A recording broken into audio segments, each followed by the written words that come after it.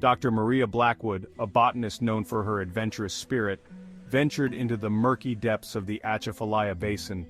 Legends whispered of strange flora hidden within. The stories intrigued her. She hoped to discover new species, to unravel the secrets held by the swamp. The humid air hung heavy. Spanish moss draped the cypress trees like ghostly shrouds.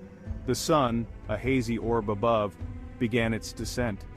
She made camp as twilight approached. The shadows from the trees stretched, twisting into grotesque shapes. A sense of unease crept over Maria. It was more than the usual discomfort of being alone in the wilderness. This was something ancient, something malevolent. Darkness oozed from the heart of the bayou. It moved with a life of its own, flowing around trees and seeping from the water. The light from her lantern seemed to shrink back, as if afraid of this encroaching darkness. A low growl resonated in the distance, drawing nearer. Fear, primal and sharp, jolted through Maria. She extinguished her lantern, hoping to remain unseen. The darkness deepened, pressing against her like a suffocating blanket. The growl grew louder, closer. Panic seized her. Maria broke into a run, crashing through the undergrowth.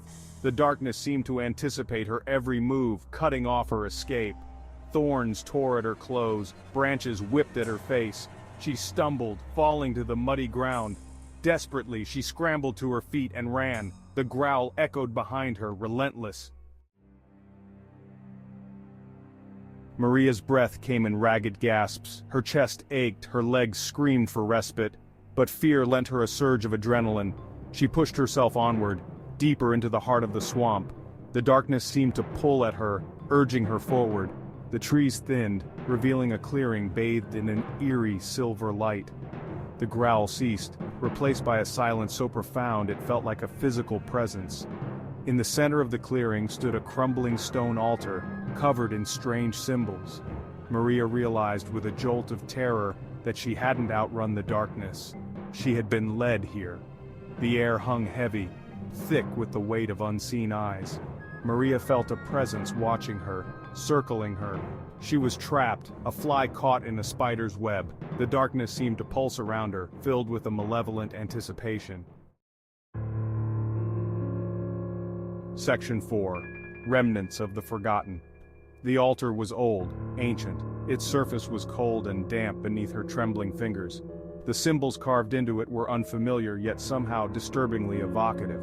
They spoke of forgotten rituals, of sacrifices made to appease a power beyond human comprehension. Maria felt a shiver run down her spine. She recognized the remnants of offerings scattered around the base of the altar bones, both human and animal, bleached white by time. A sense of dread washed over her, cold and suffocating. This place reeked of suffering, of despair. The air hummed with unseen energy. The oppressive silence was shattered by a low, guttural chuckle that seemed to come from the darkness itself. Maria whirled around, her heart pounding in her chest. The shadows were moving, coalescing. They swirled and twisted, taking on a shape that chilled her to the bone. Section 5. The Devourer's Form. The darkness solidified, resolving itself into a towering figure. It was vaguely humanoid in shape, but its edges wavered and shifted like smoke in a breeze. 2 points of malevolent crimson light burned where its eyes should have been, piercing the gloom with an unnatural intensity. The figure was neither entirely solid nor entirely ethereal. It seemed to exist somewhere between states, a being of pure darkness given a terrifyingly tangible form. A wave of cold, all-consuming terror washed over Maria, paralyzing her with fear.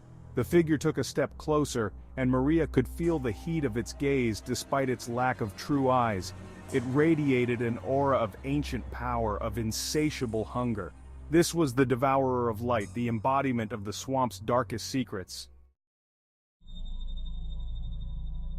Section 6.